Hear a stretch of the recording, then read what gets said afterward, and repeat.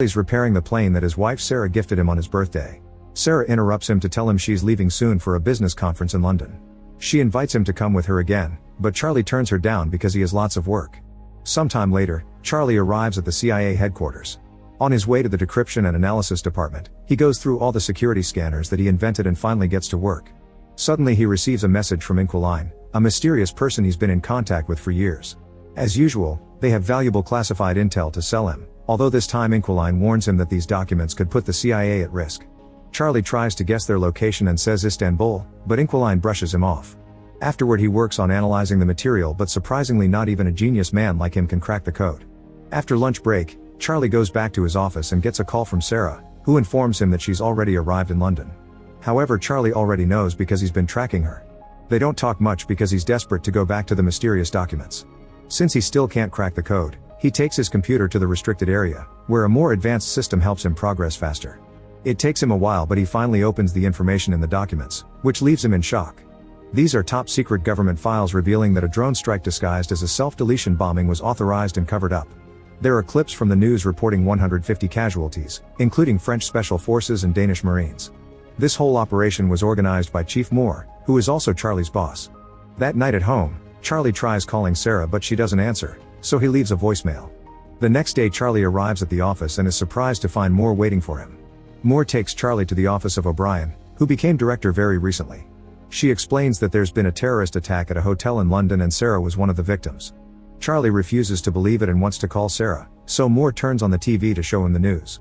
The reporter describes how 4 terrorists bursted into the hotel, took 4 hostages and killed 2 of them. Next, Moore plays the hotel's security footage, which shows all the chaos during the incident and confirms that Sarah was one of the victims. When Charlie goes home, he finds dozens of reporters waiting for an interview and the police trying to keep them back. A friend helps Charlie enter the house without being bothered. The next day Charlie confronts Moore and supervisor Caleb because he's very suspicious of what happened. He can't believe the terrorists could have slipped past the thousands of security cameras in London, not to mention they drove into traffic. Moore promises they're investigating but Caleb sends him home. The following day Charlie goes to the airport to pick up Sarah's body and her belongings. At home, he looks inside the suitcase and finds a gift Sarah had bought for him, which makes him have a breakdown. Tired of being at home, Charlie goes back to work and uses the restricted computer to hack into the security cameras at the hotel and the nearby streets. He puts together a timeline of the events and shows it to his superiors. The 4 terrorists stole a vehicle in the East End, then entered the hotel through the service where they professionally scrubbed out all prints and DNA. Apparently they had a meeting with Impact Investments from Indonesia, but something went wrong and an argument started in the corridor. One of the firm's security men got angry, so a terrorist opened fire, killing one of the guards and leaving the other one in critical condition. Hotel security was immediately alerted and they called the police. Desperate to leave the building without getting caught, the terrorists entered the conference room and captured some hostages. Sarah was taken because she tried to help some of the attendants to escape. Charlie's run voice and facial analysis, so he's managed to get the identities of the 4 terrorists. They're Mishka from Moscow, a former South African Special Forces operative called Lawrence, mercenary Horst, and former intelligence officer Gretchen. Noticing Caleb's and Moore's lack of reaction, Charlie realizes they already knew all this. They tell Charlie they're already working on it and send him to see a therapist. The next day Charlie hides a chip in his ID badge and passes through security without the scanners detecting it. In his office, he prints all the classified files and uses a skimmer on the printer to make a digital copy. That night Charlie goes to a bar and keeps staring at a jukebox. The following morning Charlie confronts his superiors again using the printed files.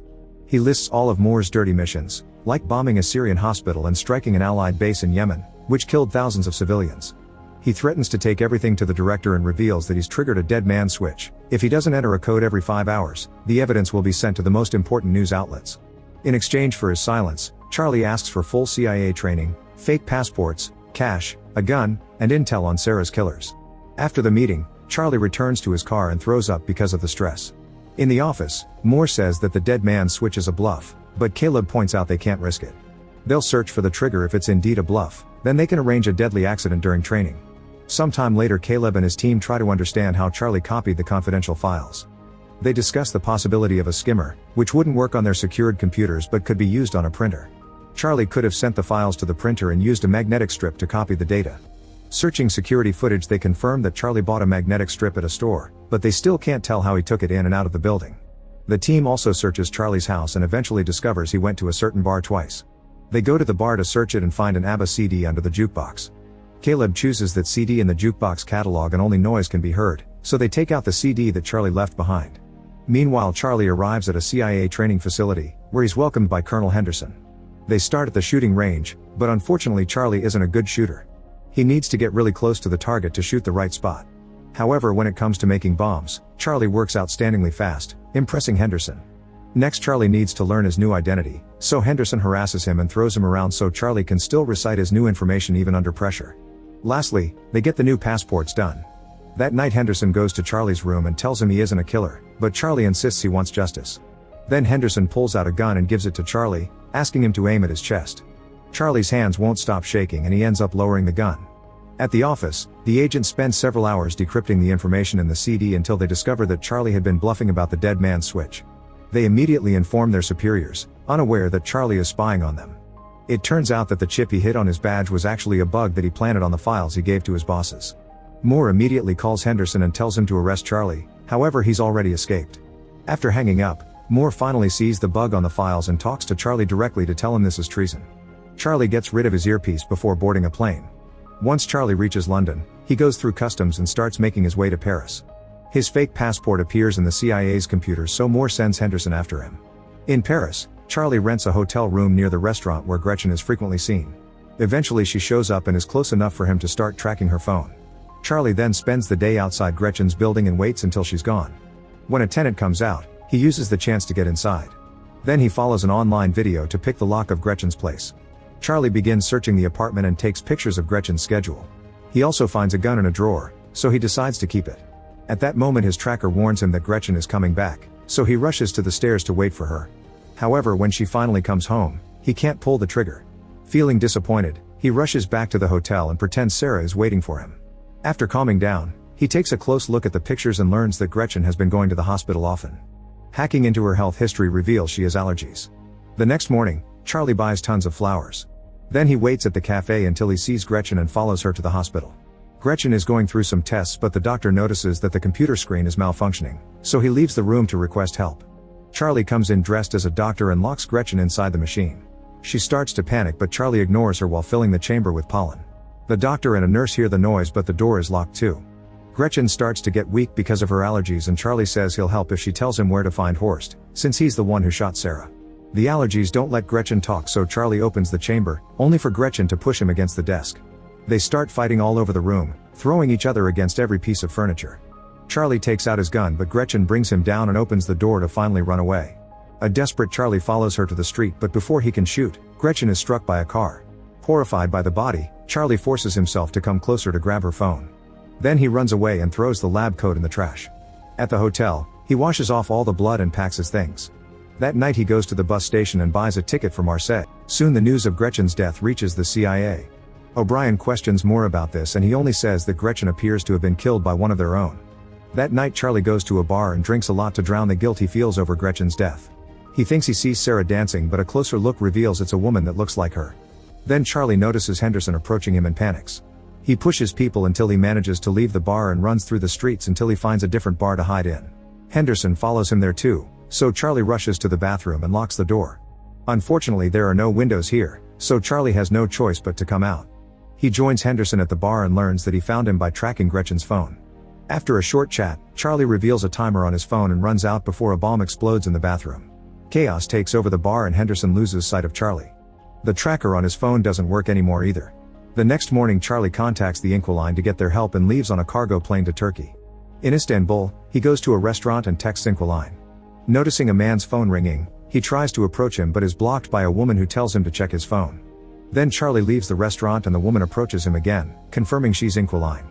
She already knows about his wife, so she makes him hide his hat and backpack in a shopping bag. Inquiline wants him to pretend to shop for a while and meet him at a garage. Moments later Charlie meets with her again and she drives him to her home. During the trip Inquiline shares that she became a hacker 6 years ago after her husband died. He was a CIA asset and worked for Russian intelligence. In fact, he was the original Inquiline and taught her everything. The official story says he accidentally fell from a window. When they reach her home, Inquiline says this is the only place she's managed to stay longer than 3 years and admits she's tired of running. If the Russians ever come for her, she has a gun to self-delete.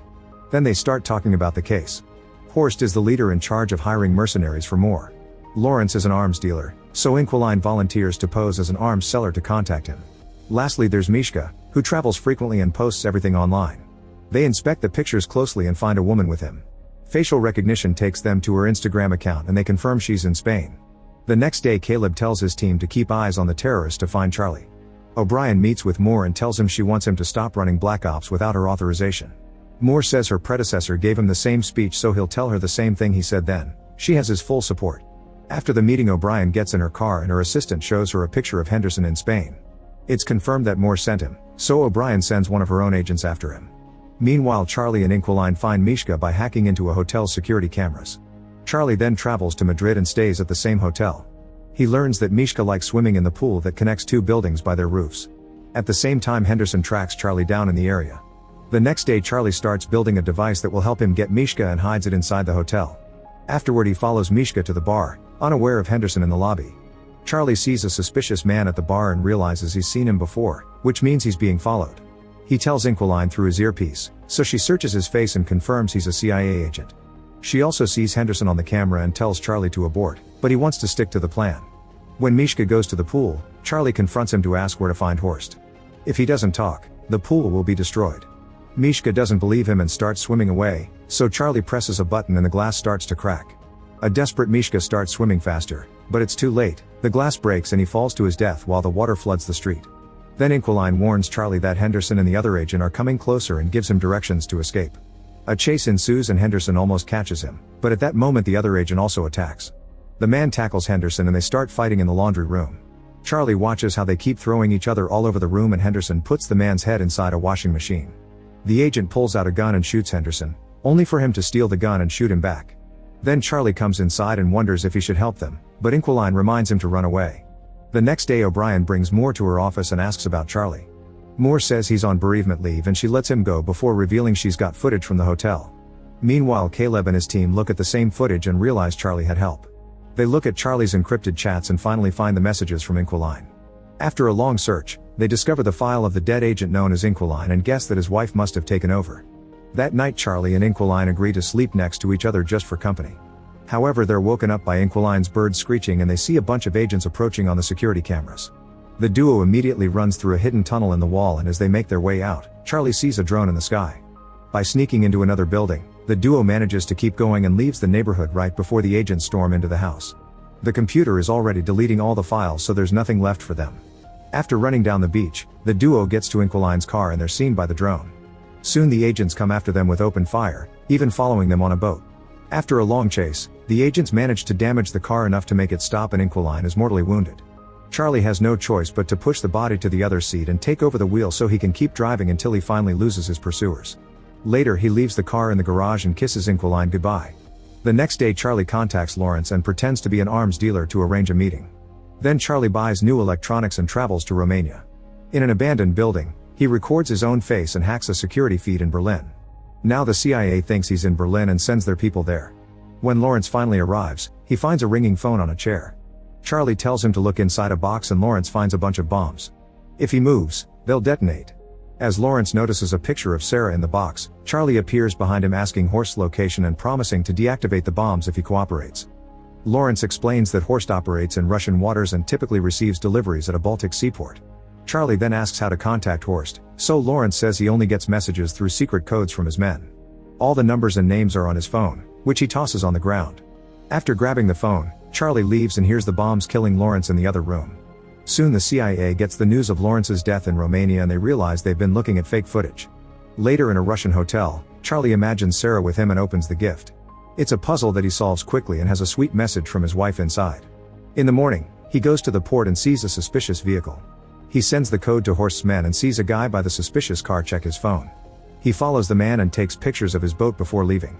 After buying some tools, Charlie goes back to the hotel and tracks down the yacht that the boat belongs to by searching its registration number. He also studies the sea routes Horst might be using. In the morning, Charlie approaches the boat and someone knocks him out from behind, causing him to drop Sarah's puzzle. Charlie is taken to the yacht where he finally meets Horst, who found the bomb Charlie hid earlier. Horst has noticed that Charlie killed the others indirectly and thinks he's not capable of doing it face to face. He hands Charlie a gun and asks him to do it, but Charlie can't and puts the gun down. Suddenly the yacht starts turning into the opposite direction and the crew panics. Charlie reveals he's taken control of the yacht, which is CIA administered. Since he worked on the protocols that protect this yacht, It was easy for him to hack into it and send it to Finland. Soon the yacht is surrounded by the Finnish Navy and Interpol, who immediately arrest Horst and his men. Sometime later O'Brien gives a press conference to announce they've arrested all the dirty agents that have been using the CIA's resources for illegal activities. Charlie is approached by Henderson, who tells him he's proud of what he's done. After visiting Sarah's grave, Charlie goes home and finally takes the plane for a ride.